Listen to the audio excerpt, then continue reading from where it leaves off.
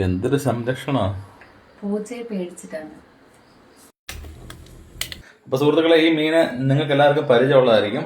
ഇത് പല സ്ഥലത്ത് പല പേരാണ്. നമ്മുടെ അച്ഛനും അമ്മയ്ക്കൊക്കെ ഭയങ്കര പ്രിയമായിരുന്നു ഈ മീന്.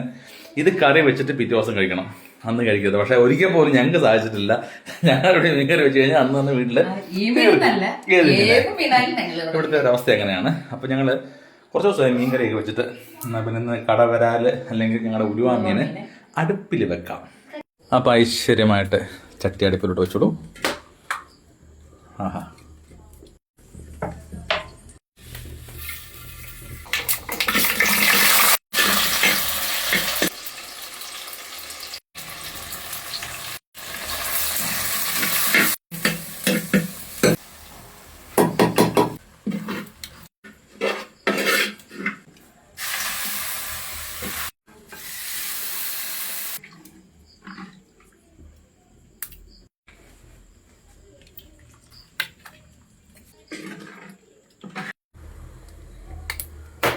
അപ്പോൾ സൂക്ഷിച്ച് ഐശ്വര്യമായിട്ട് കേട്ടോ. കൈവളല്ലേ തീ കൂടുതലാണോ?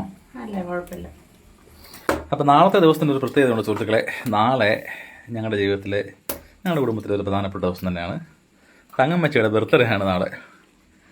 അപ്പോൾ നാളെ കുറച്ച് കാര്യങ്ങളൊക്കെ ഞങ്ങൾ പ്ലാൻ ചെയ്തിട്ടുണ്ട്.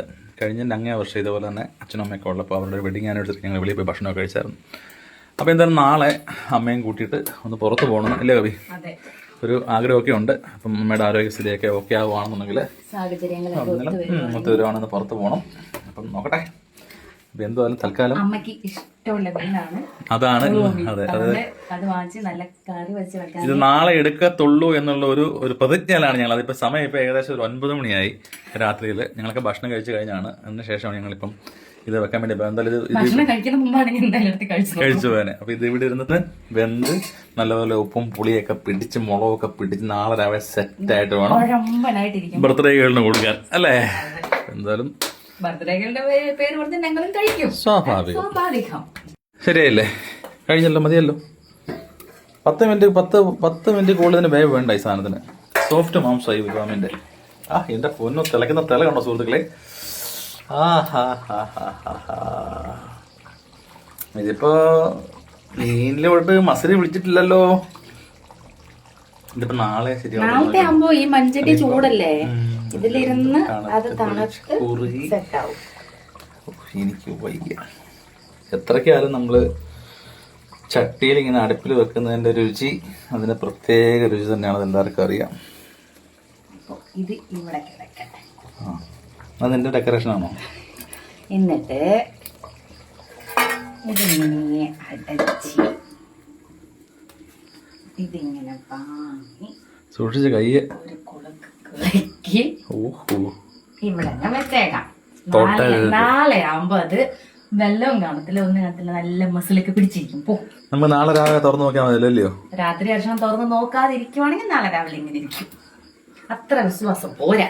അവിടെ ഇരുന്നട്ടെ, ഞാൻ തുടത്തില്ല. തെളിവുണ്ടല്ലോ, ഞാൻ ഇങ്ങനെ ഇതൊക്കെ അളന്ന് വെക്കും. ഓക്കെ. ലൈറ്റ് ഇട്ട് നിക്ക് ധൃതി പിടിക്കല്ലേ സുഹൃത്തുക്കളെ. ഇന്നലെ ഞങ്ങൾ എന്തായാലും ഞങ്ങൾക്ക് വാക്ക് വലിക്കാൻ പറ്റിയില്ല. ഞങ്ങൾ കുറച്ച് ഉപ്പ് നോക്കാൻ വേണ്ടി ഞങ്ങൾ ഇച്ചിരി എടുത്ത് കഴിച്ചു. ഞങ്ങൾ അച്ഛനും അമ്മയും പിള്ളേരും കൂടെ. അച്ഛൻ ഒരു റേഷൻ എടുത്ത് നോക്കിയപ്പോ മക്കൾക്ക് വേണം. മക്കള് എടുത്തപ്പോ പിന്നെ ഞാനായിട്ട് എന്താണ് സമയം ഇപ്പൊ 6:30 രാവിലെ. നമുക്ക് നോക്കാം ഇതെങ്ങനാണ് ഇതിന്റെ അവസ്ഥ എന്ന്. ഇതെന്തൊക്കെ അടി എടുത്ത് വെച്ചേക്കുന്നത്? പൂച്ച